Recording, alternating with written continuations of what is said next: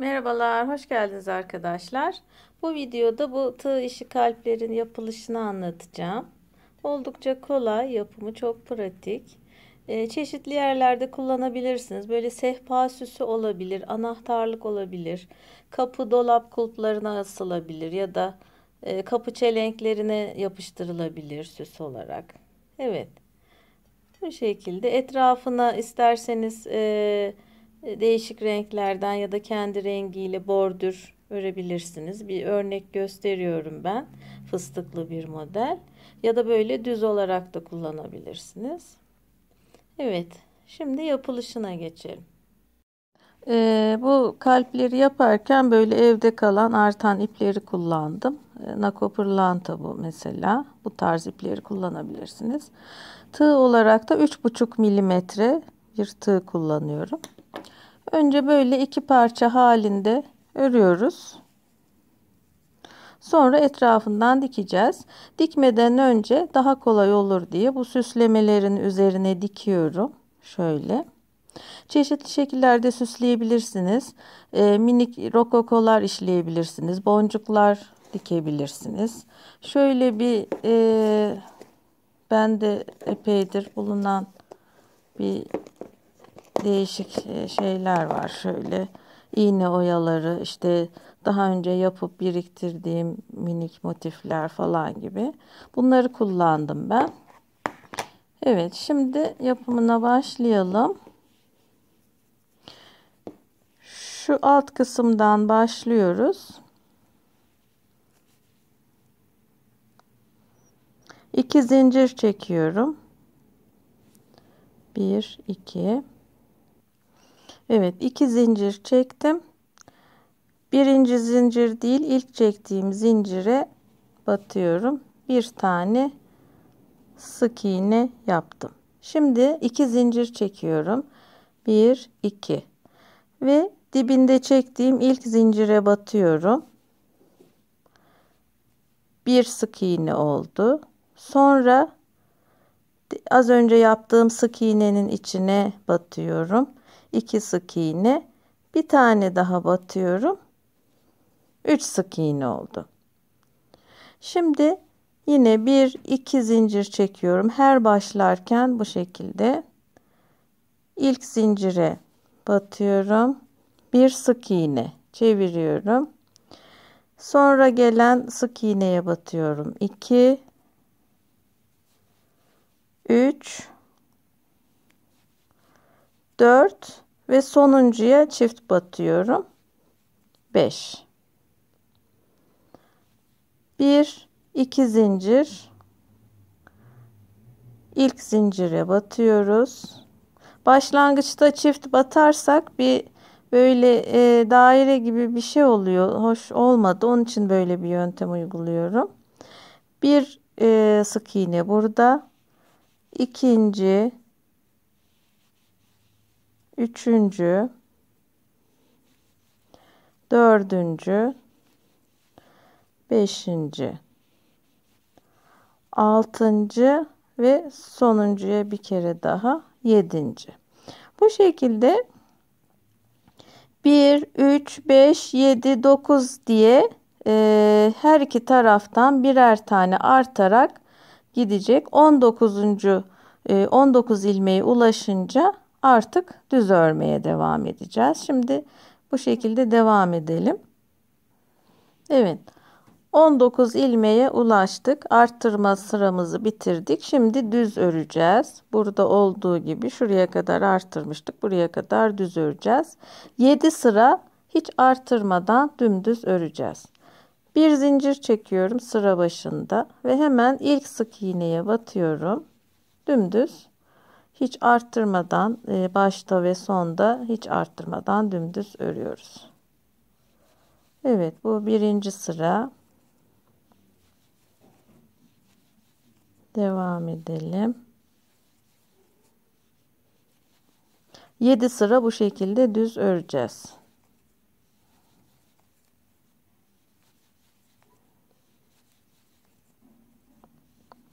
Evet, son ilmeğe de batıyorum.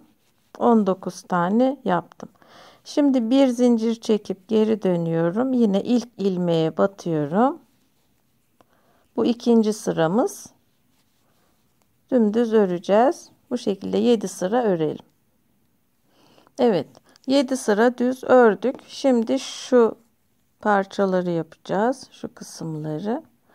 Şimdi yine bir zincir çekip dönüyorum. İlk ilmeğe batmıyorum. Onu atlıyorum. Diğerine batıyorum. 1 2 3 4 5 6 7 8 tane yaptım. Şimdi bir zincir çekiyorum, dönüyorum. Yine birinciyi atlıyorum, ikinciye batıyorum. 1 2 3 4 5 altıncıyı çift alacağım. Bir buradan, bir de hemen yanındakinden, böylelikle 6 oluyor. Bir zincir çekiyorum. Yani 8 başladık. 6 devam etti. Şimdi 4 yapacağım. Birinciyi atlıyorum. İkinciye 1 2 3 sonuncuyu çift alacağım. 1 2.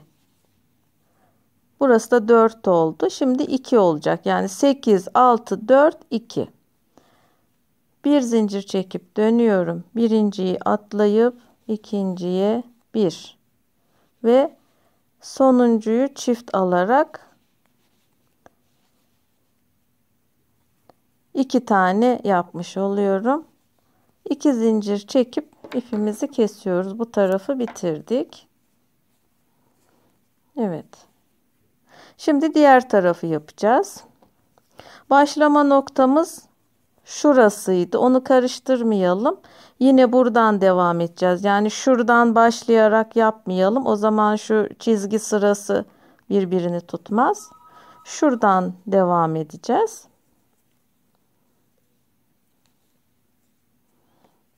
Evet. Ortadaki bir taneyi atlıyorum. Çünkü 19 ilmekti. Bir ilmeği çıkardık. 18. 2 kere 9 18. O şekilde oluyor. Ortadaki ilmeği atlıyorum. Diğer ilmeğe batarak başlıyorum. Yine 8 yapacağız. Birinciyi yaptım. 1 2 3 4 5 6 7. Sonuncuyu çift alıyorum. Buradan ve buradan çift aldım. 8 oldu. Şimdi bir zincir dönüyorum.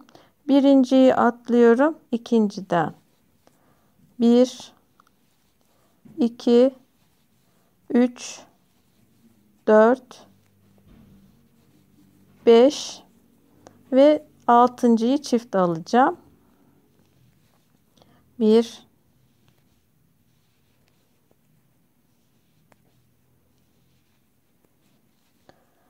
2 şeklinde çift aldım. 6 oldu.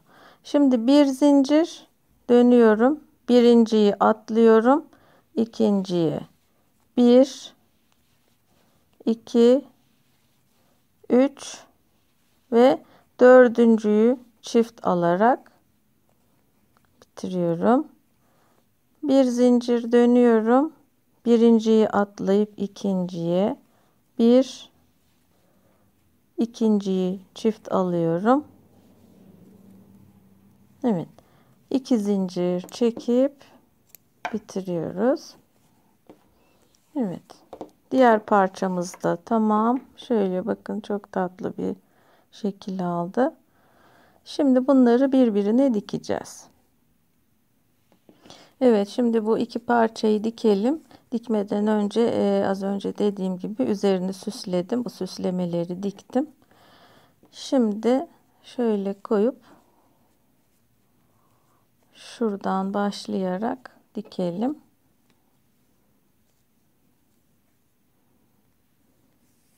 İki kat dikiş ipliği kullanıyorum. Dantel ipliği de kullanabilirsiniz.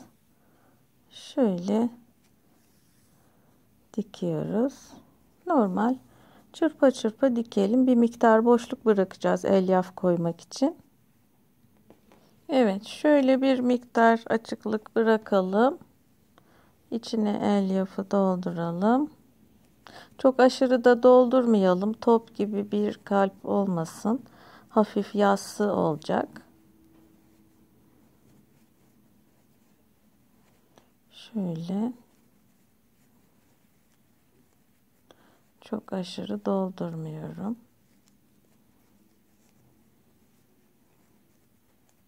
Evet. Bu kadar yeterli. Şimdi dikmeye devam edelim.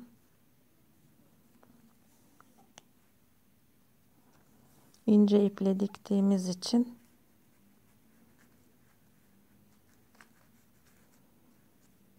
hiç görünmüyor. Dikiş güzel oluyor.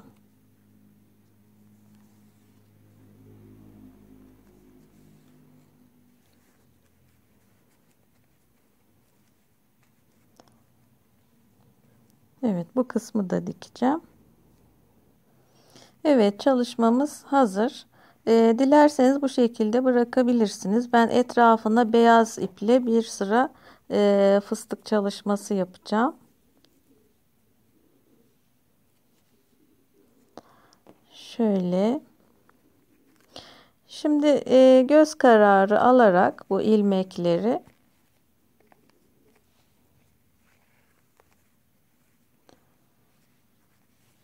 bir, iki, 3 zincir çekiyorum. Dibine batıyorum.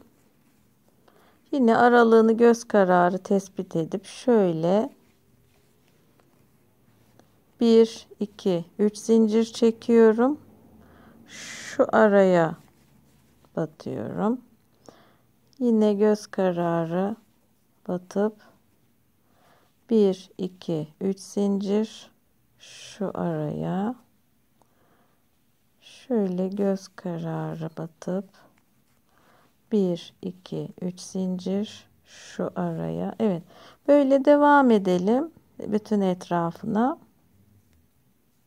Evet, bitiş kısmına geldim. Şurada dip kısmına kıstırıyorum. Şimdi zincir çekeceğim, askısını yapacağım. 1, 2, 3, 4, 5, 6, 7, 8, 9, 10. Siz istediğiniz uzunlukta yapabilirsiniz. 10, 11, 12, 13, 10, 12, 13, 14, 15, 16, 17, 18, 19, 20 zincirlik bir boşluk yapayım. Şöyle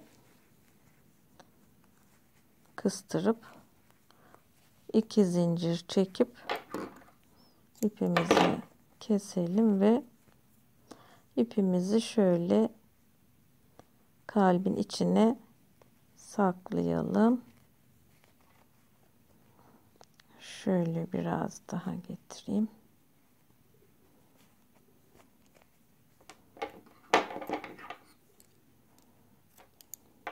Evet.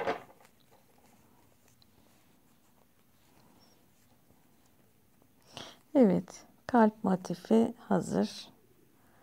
Böyle. Umarım faydalı bir video olmuştur.